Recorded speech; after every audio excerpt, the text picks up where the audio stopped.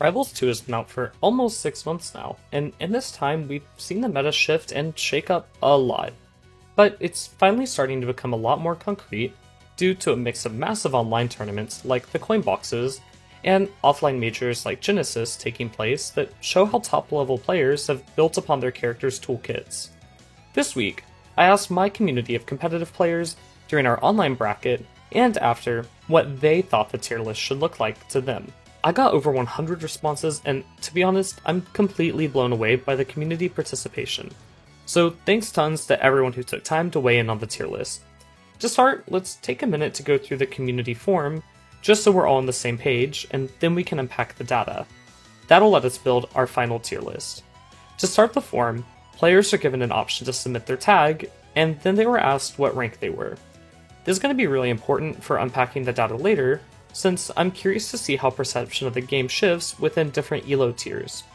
Next, players told me who they thought were very strong, solid, decent, and finally, bad. Each of these questions did preface that you could put as many or as few characters as you'd like in each tier. For example, if you thought 10 out of the 11 characters in the game were very strong, you could put that. I mean, no one did, but you could. Or, if you thought there were no decent characters, you could skip that tier altogether if you wanted to.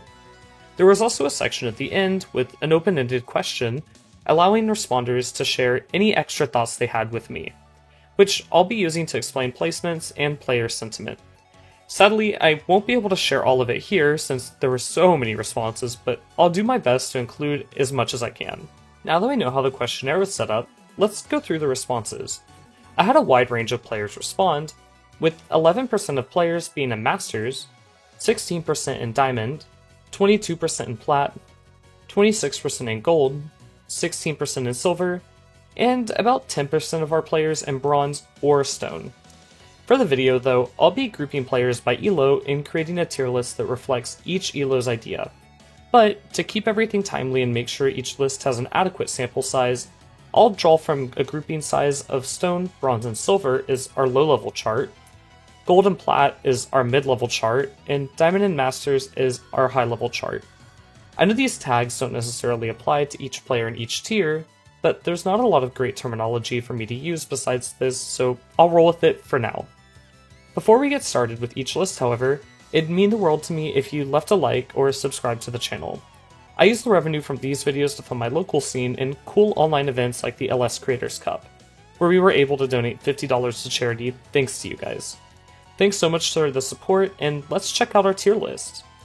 To kick us off, I think it'd be good to have a baseline approach to what the overall tier list looks like.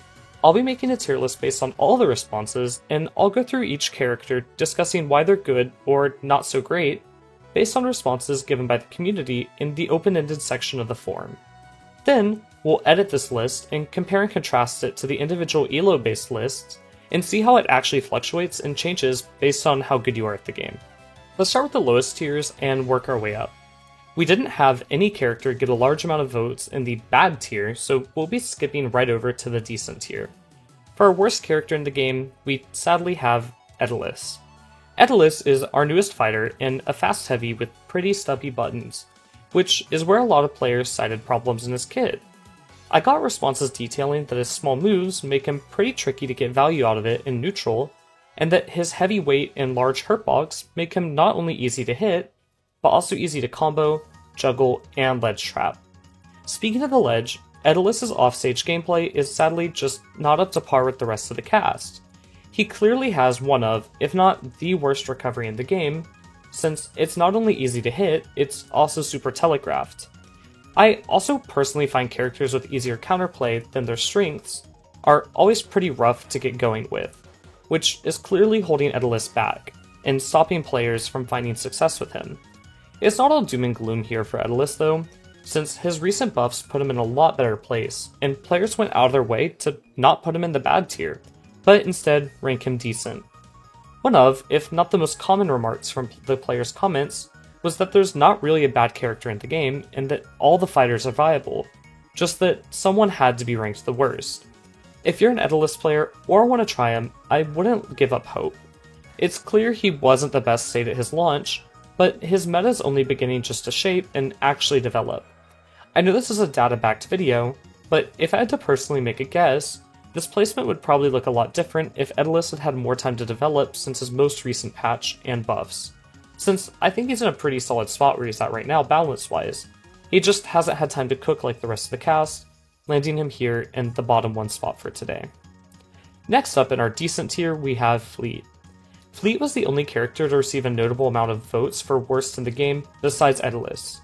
Edelus had 53, while Fleet had 38, with no other character having more than 10. Players noted that while she is not bad, her nerfs from December's patch have left her feeling a bit underwhelming, especially when compared to characters in the tiers above her, as we'll see later. Her matchups to the more relevant characters in the meta are simply not in her favor, making Fleet players play on the back foot from the character's select screen.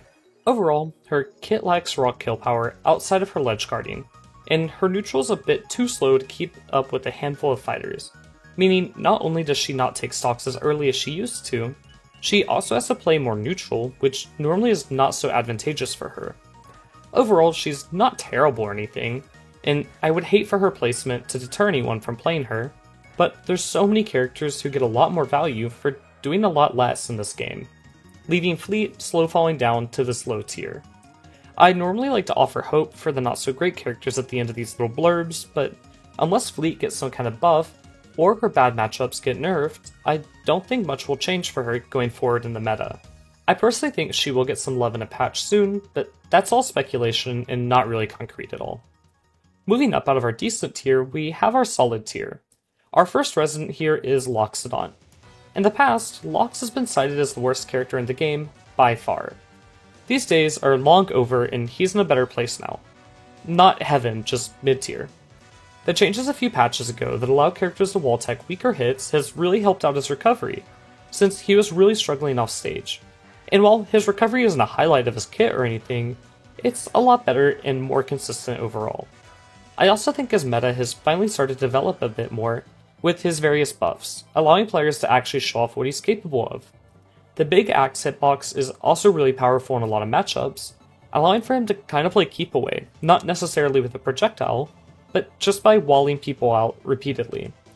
Finally to note, he also has crazy explosive kill power that can literally evaporate stocks really quickly, between his down B confirms and great ledge guarding and trapping due to both his back air hitting super hard, his fast and big tilts, and his down air evaporating people at the bottom of the stage.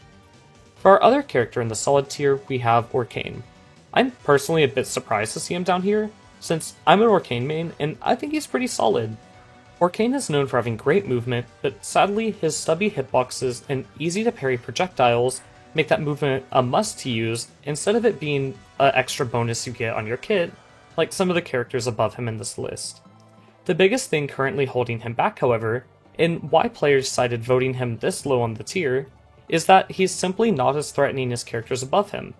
The stronger characters in this game are trademarked by being able to evaporate and melt away stocks. However, Orcane doesn't really have the ability to steal a stock early, outside of his back air off stage or getting a double spike, which is pretty rare to see. These characters also generally have a pretty easy matchup into Orcane, giving him the same problem as Fleet. If these characters above him weren't as common in the meta, Orcane would probably be a lot better off. But sadly, they are pretty common, making him simply mid and decent. On the flip side of this, however, Orcane is definitely getting better results over time. Players are starting to capitalize on his recent buffs, and I think he's trending up overall. But there's a clear glass ceiling holding him back from getting anywhere near the meta-defining tiers. Personally, I think this is a really healthy spot balance-wise, since Orcane feels like a fair, but strong character, at least in my opinion. Moving on to our strong tier, we have Kragg. Kragg's notably known for his heavy weight, big combos, and strong moves. However, over time and a handful of patches, he's fallen from being one of the best in the game to just being a high tier here. There's no denying that he's strong, but as players have explored the matchup and found counterplay, he's simply become a little worse. However, his explosiveness and solid neutral come together to patch up these weaknesses and give Kragg a fair shot in any matchup. Players cited that his weight and size don't necessarily hold him back in the same way they do Edelus, since Kragg has a lot more get-off-me options as well as having a lot more tools when recovering and in neutral. These tools allow Crag to be one of the most expressive characters in the game, allowing the Crag player to warp each match to their playstyle. This allows Crag to capitalize on his zoning and slow play abilities with his rock, while also being able to keep up with characters that prefer to scrap a little more. His pillar also allows him to go deep off stage for incredible spikes and ledge guards, or he can opt a ledge trap with the rock. The possibilities of this character are endless, and it's really cool to see such an expressive character hold up in the meta, despite their weaknesses. Up next, we have Forsburn. Forsburn is kind of in the same boat as Crag, where he's a really strong and oppressive fighter, but he's sadly not quite as good as the tier above. His frame data and movement are both a little slower than top tiers, but his damage, kill power, ledge trapping, and combo game are all nothing to scoff at. He has some of, if not the trickiest neutral tools to counter, between Cape to call out sloppy movement, Clone to fool opponents, and Smoke to hide his own movement. Force is incredibly hard to keep up with because of all these tools combined, but that doesn't even cover how safe some of his disjoints can be, with moves like Bear being almost unchallengeable in some positions. Sadly, there's only so many ways that Forsburn can kill you, since he either has to get you to the ledge and spike you, or ledge trap you from there, or rack up lots of percents and land a raw back air or a strong attack. This isn't to say that he has trouble killing, but when I watch Forsburn, I find that he normally has to opt for the same options, and he doesn't really have a consistent surprise kill move that blows up stocks super early outside of his downbeat, but as I said, it's not super consistent. This is definitely jarring compared to the characters above, since they can kinda eat stocks very quickly and without any notice. For our third character in the solid tier, we have Clarin. Truthfully, Clarin was only a few votes away from being boosted up into the very strong tier. However, she was voted lower than the rest of the characters in that tier by a pretty wide margin, so I'm sticking her here from now. In the last video I made, Clarin was clearly on the up. Things were looking great for her, but it sadly didn't last. She's still incredible, don't get me wrong, but recent changes have scaled back her hitboxes and prevented her from becoming overly dominant. Even though she's not super dominant, there's still traits that Clarin has over the characters above her. Her huge sword allows her to not only challenge disjoints and projectiles, but also lets her poke at opponents safely both on and off stage. Her really fast run speed allows her to keep up with the top tiers, which isn't something I've said for anyone below Clarin. And her kill power and combo potential allow her to be explosive as anyone else. Frankly, I'm not really sure what her big flaws, outside of her moves being a little bit slower frame data wise, are. These do leave her open to attacks if she's not careful, but I could see her moving up a few spots as the meta shifts and if the top tiers come down in power a bit with patches. I'm not 100% sure how soon that'll happen though, so no promises. Finally, to cap off the strong tier, we have Raster. It's not a secret that Raster has been really strong the past few months, but I think that players are finally starting to extract value out of other characters and finding Raster to just be a hair weaker than them. Just like Clarin, Raster was pretty 50-50 on if he should go to the top tier, or this one, but I have him down here because just like Clarin, he received a few more votes than the lower tiers, which lowered his overall score. To keep up the comparisons to Clarin, however, Raster is also really strong. He has massive combos comparable to the top tiers, great kill confirms, and some of, if not the best, offstage gameplay in the game. Him being the only character strongs in the air as well allows him to get a lot more checkmate scenarios, since DI isn't as strong in Rivals 2 as it was in the first game. Recently, however, Raster's had a lot of changes to his slipstream, making him a little less and a little more consistent, as well as changes to his forward air, making it a lot less generous, as well as his weight, making him notably lighter than he already was, and to be honest, he was already pretty light. I've personally found myself killing Raster at crazy early numbers, and maybe they all happen to have really bad DI, but I kinda doubt that. To start off our top tier, we have Zetterburn. Zetter's a hot topic in the community right now, with his power level being noted as either being too high by the players or not strong enough depending on who you talk to. I personally think this is a pretty solid spot for him, since he clearly has weaknesses in both his recovery and disadvantage, but he's also very, very strong, which shouldn't be dismissed either. His ease of use, combined with his long-lasting combos and crazy kill power, mark him as clearly one of the most beginner-friendly characters, while also being super frustrating to fight, since truthfully there's not a lot of counterplay once you're in a Zetter combo. Of course, you can always DI and hope to escape his 50-50s into his strong attack finishers, but even if you do, his frame data is so quick that there's rarely an opening to properly punish and get a full combo of your own. This forces players to play a near-perfect neutral against Zetter, or steal his stocks early off stage. But if players aren't at a level to do that, Zetter simply steamrollers them. I'm personally hoping that Zetterburn is made a little more difficult, since I don't really mind dealing with the strong attributes that he has, they just seem a bit too easy for the value that you get. Similarly to my comment about Edelus being too difficult for just too little value, just flips the other way around. Our second strongest fighter is by only 2 votes, being Maple. Maple has recently been on a tear in tournaments, placing high in most brackets and winning Genesis. Her moves are all super generous, similar to Zetterburn, and her combos are super expressive, and have tons of routes too. She's got the best ladder combo in the game, being able to link multiple up airs together, and her forward air can easily connect into itself, letting her do a double dunk off stage, stealing stocks with ease.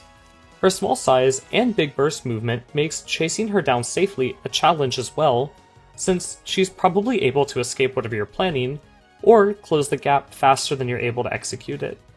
Her tether opens up a ton of early kill confirms from a lot of safe moves, meaning she doesn't really need to commit to opening up an early stock the same way that other fighters do in tiers below her. Her lightweight and ability to floor hug the first hit of dash attack can hold her back in some spots, but it's not enough to prevent her from being number 2 in today's tier list. For those of you all paying really close attention, you probably know who's up next.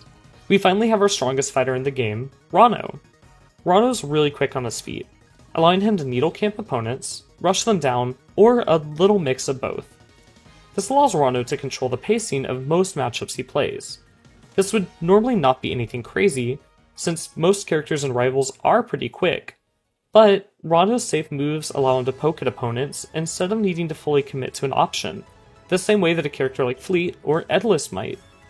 A lot of these poke options also confirm into great combos or devastating kill confirms, like down tilt forward air, in which both moves in the combo are safe and have generous hitboxes, making them easy to use. Speaking of forward air, it was noted by a few players that this move is clearly a standout in his kit, and is still really overtuned. Not only does it spike, comboing into itself, it also knocks opponents far off stage.